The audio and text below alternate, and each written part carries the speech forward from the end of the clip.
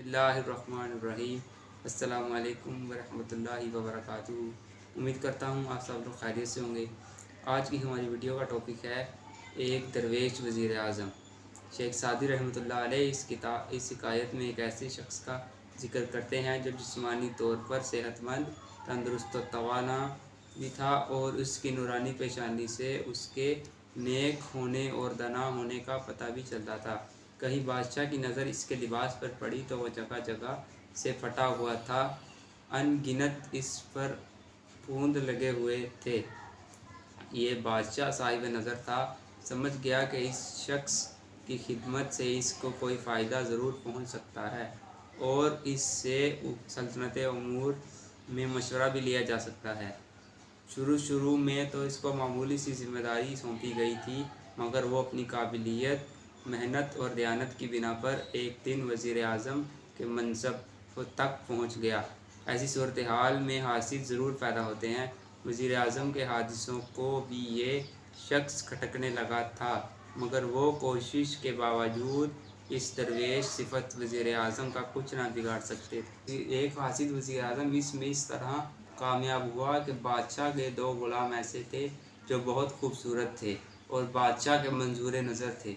दरवेश वज़ीर आज़म की इनसे दोस्ती हो गई। ये दोनों ग़ुलाम वज़ीर आज़म की हिकमत, दानाई और नेकी की वजह से उसकी बहुत इज़्ज़त करते थे। वज़ीर आज़म भी इनसे शफ़क़त और मोहब्बत से पेश आता था। हासिल वज़ीर ने बादशाह के कान भरे कि वज़ीर आज़म इन दोनों ग़ुलामों को बादशाह के ख़िलाफ़ भड़का रहा है। बादशाह ऐसी बातों पर ध्यान न देता था। इसने हासिल वज़ीर को कई बार झिड़क दिया था। एक रोज़ जब बादशाह और वज़ीरा सब इकट्ठे बैठे हुए थे तो उनमें ये दोनों ग़ुलाम भी मौजूद थे। वज़ीर आज़म ने ग़ुलाम की तरफ नज़र उठाकर देखा तो ग़ुलाम मुस्कुराया। हासिल वज़ीर ने ये मंज़र बादशाह को दिखाकर ये तासर दिया कि वज़ीर आज़म और ग़ुलाम इशारों में बातें कर रहे हैं, जो अदब शाही के ख़िलाफ़ था। बादशाह को गुस्सा आ गया। बादशाह ने इस वज़ीर आज़म को सज़ा देने का सोच लिया था, मगर वो पूरी तहकीक के बाद ऐसा करना चाहता था। इसने वज़ीर आज़म को पास बुलाकर कहा, ऐ वज़ीर आज़म, हम तो तुझे एक शरीफ और नेक इंसान समझते थे और इसी वजह से हमने उमूर सल्तनत भी तुम पर ज़ाहिर किए जो राज का दर्जा रखते थे।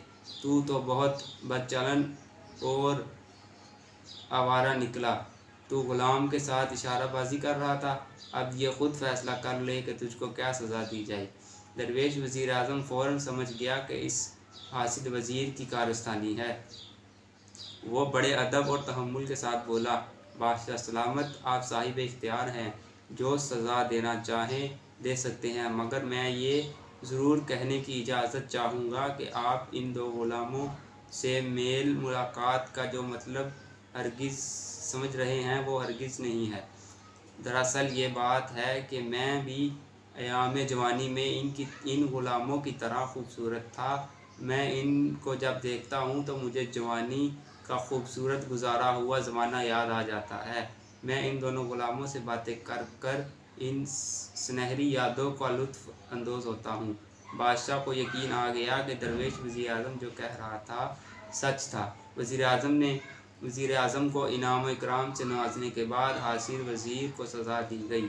हज़रत शेख सादी रहमतुल्लाह अलैह ने इस हिकायत में दो असूल बनाए हैं। पहला असूल ये है कि मेहनत, दयानत और दानाई इंसान को दुनियावी तरक्की के ज़ीने तय करने में मदद देती है, और दूसरा असूल ये है कि हुक्मरान के लिए कि वो जब तक पूरी तहकीक ना कर ले किसी ऐसे कारिंदे को सज़ा ना दें जिसके ख़िलाफ़ इसके हासिलों ने साजिश के तहत शिकायत का दफ्तर खोल दिया हो। शिकायत से हमें यह सबक मिलता है कि जीत हमेशा हक़ की होती है। हासिद की तरफ से लगाई गई तोहमत की असलियत ज़ाहिर हो जाती है। हमें हमेशा हक़ का साथ देना चाहिए और हमें किसी से हसद नहीं करनी चाहिए। बेशक अल्लाह हक़ पर चलने वालों के साथ है। आज की वीडियो यहीं तक थी। आपसे मिलेंगे अगली वीडियो में। अल्लाह हाफ़िज़।